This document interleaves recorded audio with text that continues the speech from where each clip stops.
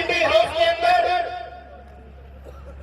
कोई एमएलए बैठा है या कोई एमपीए बैठा है और ना ही कोई तंजीम का हिस्सा है, मगर जो तहफ़्फ़ुज़ात, जो खदशात खान साहब के ज़हन में थे, आप दोस्तों ने, आप भाइयों ने, आप मेरी बहनों ने आज ये इजाफा कर दिया है कि खान साहब पिंडी तैयार है।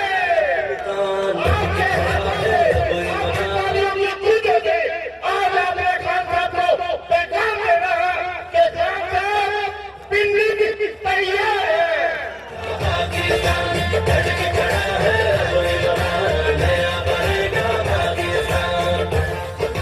और इंशाअल्लाह ताला जो भी ड्यूटियां हमारी साइन हुई थी और अंसारी साहब जो हदायत आपकी तरफ से होंगी, इंशाअल्लाह ताला हम आपको इन रोडों के ऊपर इन चोरों, इन डाकुओं, इन लुटेरों को, और आप तो ये कातिल भी हो चुके हैं, इंशाअल्लाह ताला इनको इन रोडों के ऊपर घसीट देंगे। खान साहब की क्या कहते हैं? आप दोस्तों का, भाइयों का दिल से शुक्रगुजार हूं कि आपने हमें इज्जत बख्शी, आपने हमें हिम्मत बख्शी।